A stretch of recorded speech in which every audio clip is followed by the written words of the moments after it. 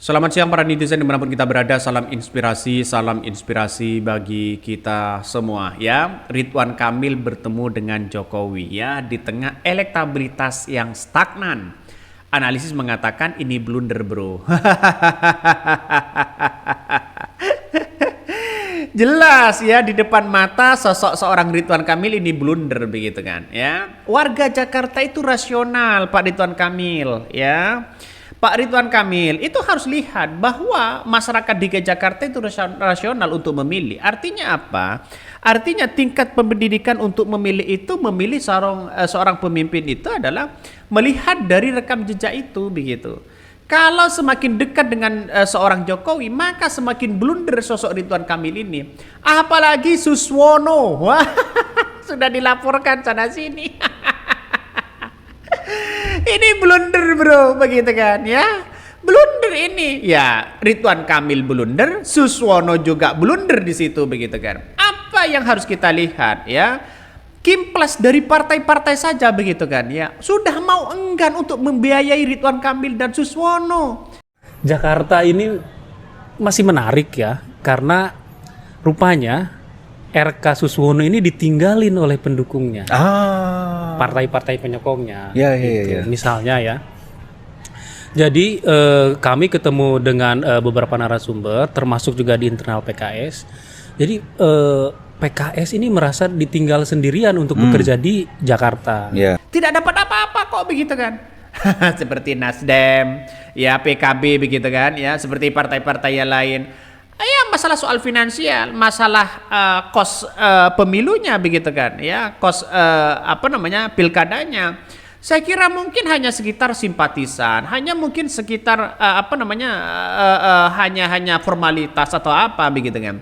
Tapi ya tidak mendapat apa-apa mereka begitu. Sehingga ngapain kita harus memperbesarkan PKS ya? Ngapain kita membesarkan Ridwan Kamil dan sebagainya? Orang akan membicarakan soal-soal itu. Makanya elektabilitasnya sudah stagnan. Wah, ini PKS sudah kecolongan 2 kali begitu kan? Di mana satu tidak dapat menteri, satu Suswono-nya tidak mengangkat, malah blunder.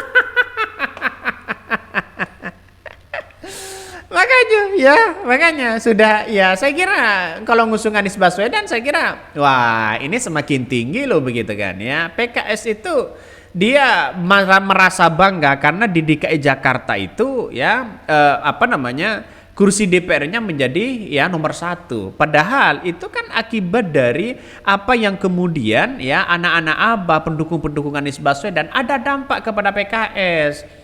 Tapi kalau ngusung Suswono, ini kan ada pengaruh di pilkada nanti di tahun 2024, 2029. Pasti ada pengaruh besar ya. Padahal Ridwan Kamil dan Suswono dikabarnya sudah menang ya di depan mata. Dan sekarang ketemu dengan seorang Prabowo, ketemu dengan seorang Jokowi. Ini menandakan kekalahan sudah di depan mata kok begitu kan ya. Jangan dipaksakanlah masyarakat DKI Jakarta itu pemilihnya itu rasional ya. Pramono dan Rokano sudah berada di atas angin. Inilah kesalahfatalan di situ begitu kan. Dahsyatnya anak-anak Abah ya banyak yang mendukung itu begitu kan. Dan bahkan ya Partai Nasdem dan PKB ya, walaupun secara struktur pengusung ya mereka mendukung mendukung Ridwan Kamil dan Suswono, tapi bawahnya ya simpatisannya yang masih sayang kepada Anies Baswedan saya yakin akan mendukung Pramono Rano. Nah, kita lihat saja nanti begitu kan ya, walaupun surveinya tidak naik-naik, stagnan mereka. Coba kita baca lagi komentar-komentar dari netizen ya. Banyak sekali pro dan kontra. Coba kita baca nih, baca. Ridwan Kamil ya bertemu Jokowi di tengah elektabilitas yang stagnan. Analisis mengatakan blunder bro ya. Mas Pram aja menolak diajak bertemu ya, karena kita lihat saja masyarakat DKI Jakarta itu masih enggan ya, yang namanya Mulyono, yang namanya ini dan sebagainya begitu. Nih, RK blunder kalau Cagup Jateng ya bertemu Mulyono mungkin bisa membantu, tapi ini Cagup Jakarta di mana kebanyakan warganya melek politik ya dan anti dengan Mulyono. Malah dia minta dukungan pada orang lain. Ya jelas blunder di situ, bro. Ya, nama Mulyono itu yang namanya terah seorang Jokowi di Jakarta itu sudah tidak laku begitu kan. Baliho-baliho ucapannya saja sudah banyak diturunkan kok begitu kan. Malah bertemu dengan itu. Ya, karena Ridwan Kamil dan Suswono ini ya nampaknya hanya kader-kader PKS yang kemudian mati-matian dan berdarah-darah di situ begitu untuk memenangkan Ridwan Kamil dan Suswono. Partai-partai lainnya masih sibuk sana sini begitu. Ya juga ngapain ini politik bro. Ya sama aja membesarkan Ridwan Kamil dan Suswono kan begitu. Karena partai-partai ini juga punya kepentingan bagaimana bisa eksis, ya bisa mempertahankan posisi ya legislatifnya. Jadi sekarang ini ya saya kira Pak Prabowo ya dengan Jokowi ya tidak haruslah cawi-cawi apa kepentingan mereka ya. Toh pada akhirnya tidak punya dampak begitu kan ya. Masa seorang presiden mau cawi-cawi dengan presiden sebelumnya. Ya nggak usah lah begitu kan. Prabowo ya lebih baik fokus kepada rakyat Indonesia ya. Toh pada hakikatnya itu yang menang yang kalah itu pun di bawah seorang sosok Prabowo begitu kan. Ya nggak usah lah ikut-ikutan masalah kayak begituan.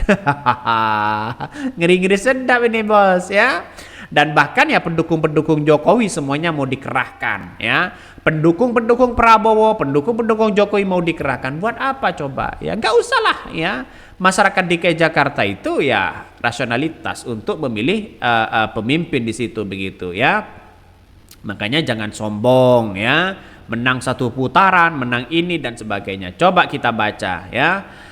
Pengamat komunikasi politik Universitas Indonesia Unggulan M. Jamaluddin Ritonga mengatakan tindakan Ridwan Kamil atau RK menemui mantan Presiden Jokowi saat elektabilitas stagnan adalah tindakan yang blunder. Menurut dia kunjungan RK itu layak dipertanyakan jika bertujuan untuk bergerak elektabilitas di Pilkada Jakarta. Dia mengatakan Jakarta bukanlah basis Jokowi meskipun pernah jadi gubernur dan presiden 2 periode. Jakarta justru basisnya Anies Baswedan. Pendukung Anies pada umumnya tidak menyukai Jokowi. Menurut dia, jika RK meminta dukungan kepada Jokowi dikhawatirkan akan menjadi bumerang. Bukannya bisa menarik dukungan dari para pendukung Anies, tapi justru akan semakin menjauh. Di sisi lain kata Jamil, langkah Ridwan Kamil itu justru menguntungkan pasangan Pramono Rano Karno. Pendukung Anies bisa jadi akan lebih memilih Pramono Rano Karno daripada Suswono ya, karena RK dinilai dekat dengan Jokowi. Elektabilitas RK ya belum berpeluang stagnan ya, bahkan tak menutup kemungkinan semakin turun karena pendukung Anies akan lebih berpeluang yang memilih Pramono Rano Karno. Sebelumnya hasil survei dari Lembaga Indonesia LSI menempatkan pasangan calon gubernur dan wakil gubernur Jakarta nomor urut 3 Pramono Rano Karno unggul dalam perolehan elektabilitas Pilgub Jakarta 2024. Pasangan ini menyalip elektabilitas calon nomor urut 1 Ridwan Kamil dan Suswono. Ya, makanya saya katakan sejak awal dahsyatnya anak-anak Abah itu begitu kan. Sampai kapanpun yang namanya Trah Mulyono di situ begitu tidak akan pernah dipilih oleh pendukung-pendukung Anies Baswedan. Ya karena apa? Kita lihat saja begitu kan. Ya artinya apa? Ya artinya ya sama aja membesarkan Ridwan Kamil, membesarkan Kimplas di situ, membesarkan PKS di situ. Tapi kita lihat saja kalau Ridwan Kamil dan Suswono ini kalah, hati-hati ya. Ya DKI Jakarta bukan basisnya PKS lagi begitu kan. Jangan-jangan nanti ya basisnya adalah PDIP. Mau nggak ya PDIP sama dengan kayak di Jawa Tengah dikuasai oleh Mak Banteng di situ. Ngeri-ngeri sedap itu begitu kan. Makanya Partai Nasdem ya saya kira hitung-hitungan politiknya Pak Surya Paloh sangat tegas sekali di situ. Ya mending daripada Ridwan Kamil dan Suswono ya mending Pramono Rano Karno begitu kan. Secara kedekatan ya PDIP dengan PKS dengan Nasdem ya Nasdem lebih tertarik kepada nasionalis begitu kan ya. Ya makanya dengan adanya seperti ini makanya jangan sombong dulu begitu kan ya. Mentang-mentang legislatifnya menjadi nomor 1 di situ begitu tiba-tiba tidak mau mengusung Anies Baswedan. Ini kesalahan fatal di situ. Mungkin itu yang kami sampaikan. Tonton terus channel Honari Podcast Rakyat ini, jangan lupa di-subscribe.